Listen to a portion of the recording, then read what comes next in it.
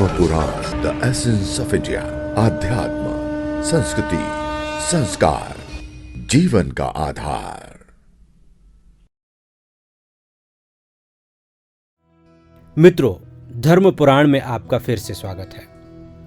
हम अनेक लोगों को ये कहते सुनते हैं कि जीवन में गुरु की कोई आवश्यकता नहीं है। अनेक लोग इस बात को बहुत गर्व से कहते हैं कि हमने किसी को गुरु नहीं बनाया।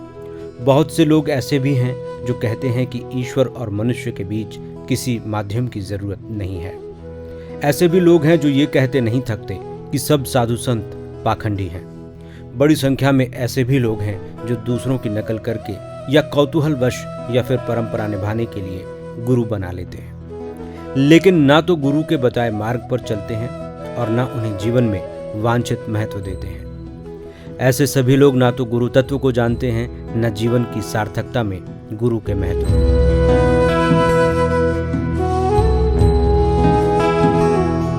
भारत की धर्म अध्यात्म परंपरा में जीवन में गुरु दीक्षा लेना अनिवार्य माना गया है। किसी को निगुरा कहना अपमानजनक गाली से कम नहीं माना जाता। इस शब्द का अर्थ होता है ऐसा व्यक्ति जिसका कोई गुरु न हो। ऐसे व्यक्ति पर विश्वास नहीं किया जाता था। पुराने समय में माता पिता ही अपने बच्चों को कम उम्र में किसी संत या सदाचारी व्यक्ति से गुरु मंत्र दिलवा देते थे। आज भी इसका काफी प्रचलन है। इसे कान फुकवाना कहते थे।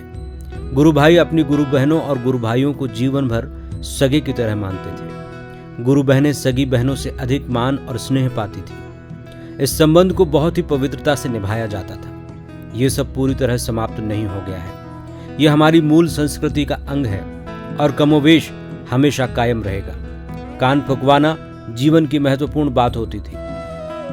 कान में दिए गए मंत्र को व्यक्ति आजीवन परम पवित्र मानकर जप करता था। ये मंत्र हर संकट की घड़ी में उनका सबसे बड़ा संबल होता है।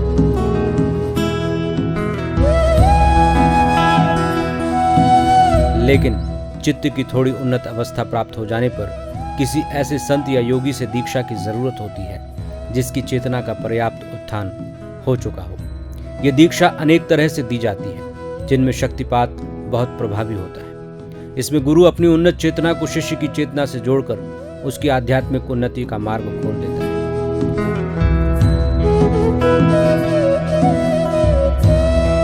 हमारे अवतारों तक ने लोक आदर्श के लिए गुरु दीक्षा प्राप्त की।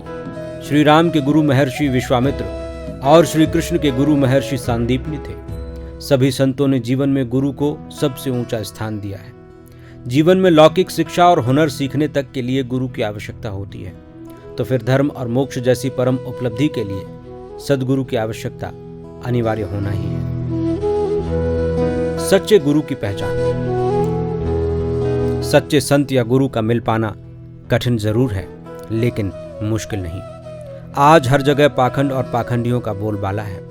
श्री रामचरितमानस सहित अनेक शास्त्रों में सच्चे और झूठे साधु में भेद समझने के लिए स्पष्ट मार्गदर्शन दिया गया है। कहावत है कि पानी पियो छान के, गुरु बनाओ जान के। सामान्य व्यक्ति में संतों की पहचान करने की योग्यता नहीं होती। यही कारण है कि वे अक्सर गलत लोगों के चंगुल में आ जाते हैं। यदि आपकी प्यास और भाव सच्चे हैं तो सच्चे गुरु मिल ही जाएंगे।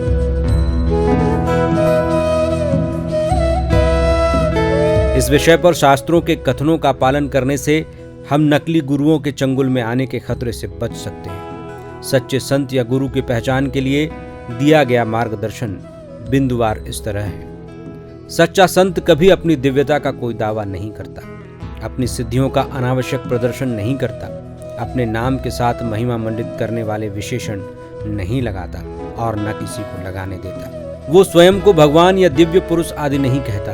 अपने प्रचार में उसकी कोई रुचि नहीं होती। अधिकतर गुप्त रूप से साधारण व्यक्ति जैसा रहता है। किसी से धन सहित किसी भी चीज की अपेक्षा नहीं करता।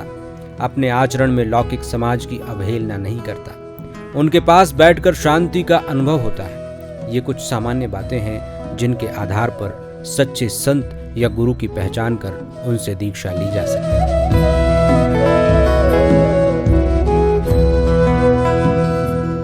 यदि आपने जीवन में गुरु दीक्षा नहीं ली है तो अवश्य ले लीजिए। आपके जीवन में निरंतर सकारात्मक बदलाव आएंगे और जीवन सार्थक हो सकेगा। याद रखिए, गुरु बिना गति और सद्गति नहीं। गुरु जो साधनाएं बताए उसका पूरी निष्ठा से अभ्यास करें। उम्मीद है ये वीडियो आपको पसंद आया होगा। धर्म पुराण से जुड़े रहिए। देखते रहिए धर्म पुराण। यदि आपको ये वीडियो पसंद आए तो कृपया लाइक करें, सब्सक्राइब करें और बेल आइकन को जरूर क्लिक करें।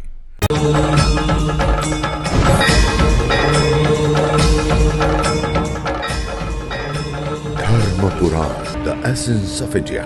आध्यात्म, संस्कृति, संस्कार, जीवन का आधार।